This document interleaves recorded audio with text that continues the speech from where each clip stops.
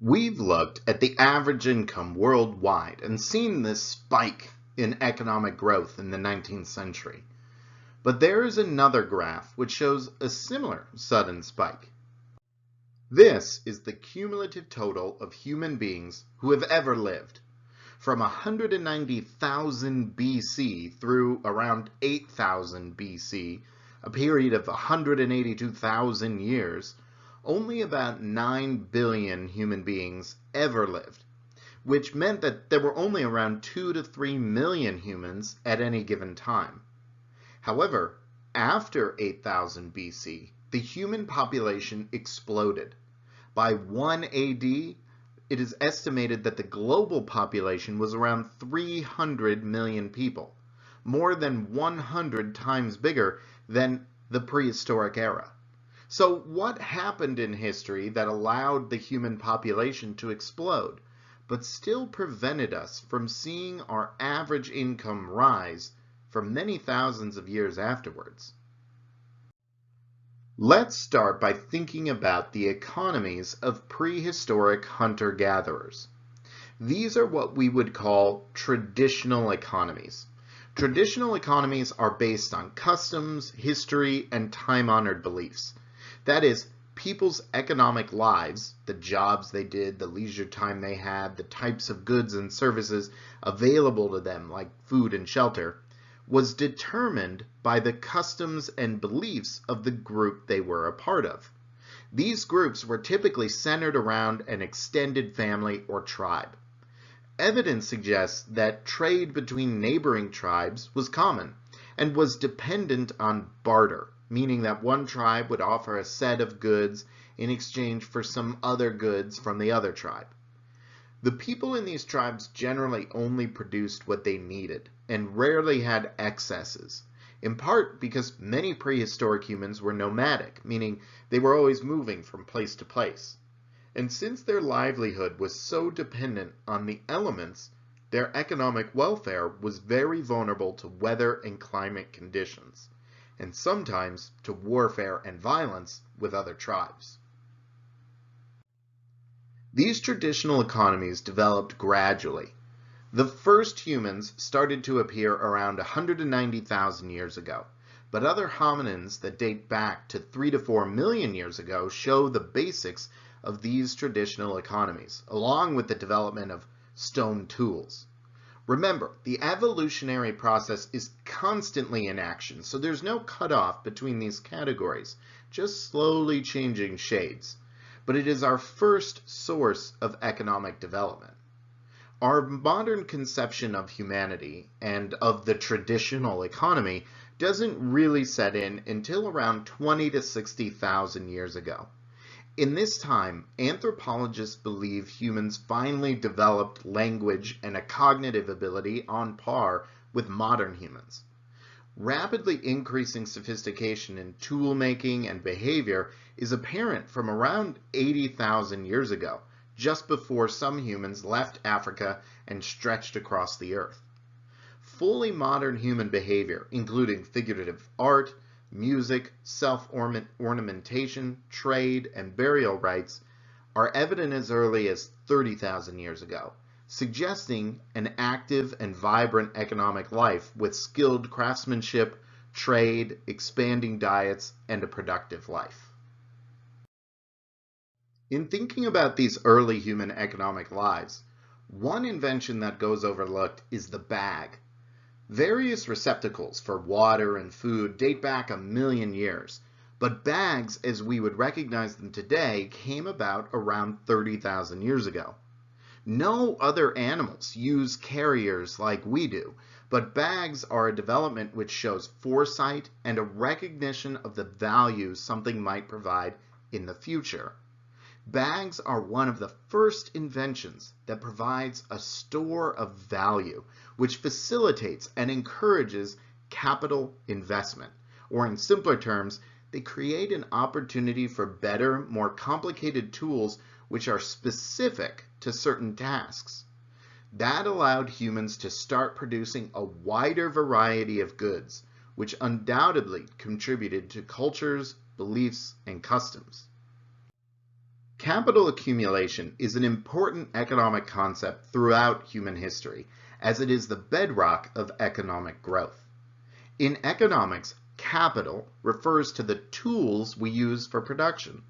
We think of capital as a set of assets which are used to make things with. This is in contrast to financial capital, which is money used by entrepreneurs to buy the things they need to make their products or to provide their services. While the concepts are closely related, this difference is something you'll want to remember. For us, capital always means the tools we use for production, not the money we buy them with.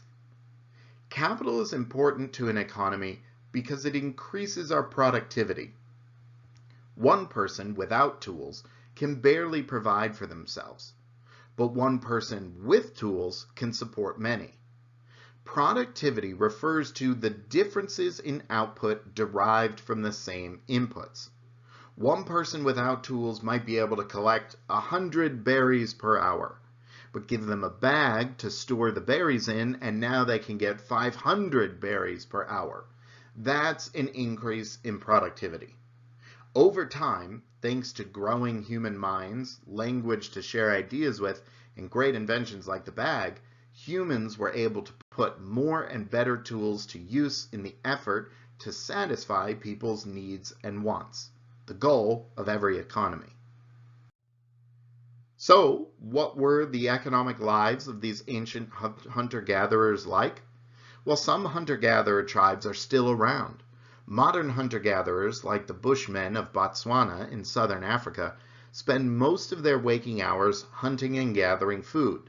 In good months, they are able to obtain plenty of calories to stay alive, but their diet would only cost them about $500 a year in grocery stores. In the prehistoric era, humanity spent what scientists now believe to be about 200,000 years in tribes like this, spending most of our time just trying to stay alive. We operated on the gift economy, with members of the tribe sharing what they gathered with each other, guided by a robust set of social customs and traditions. It is important to note, though, that the Bushmen around today are not unhappy, and neither were our ancient ancestors. In fact, they're very happy people. They get plenty of sleep and have a fair bit of free time, as well as vibrant social and family lives.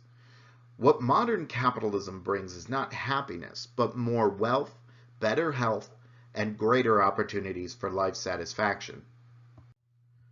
Long before capitalism, though, the first big step towards modernity was, of course, the onset of human beings and the development of our minds.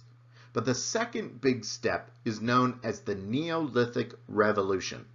This was a period of time in which different people around the world started to transition from a nomadic hunter-gatherer society to a sedentary farming society.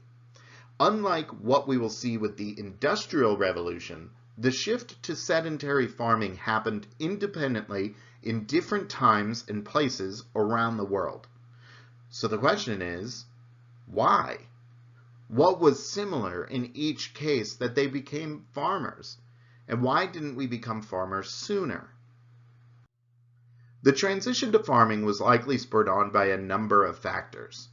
One candidate is fluctuations in population.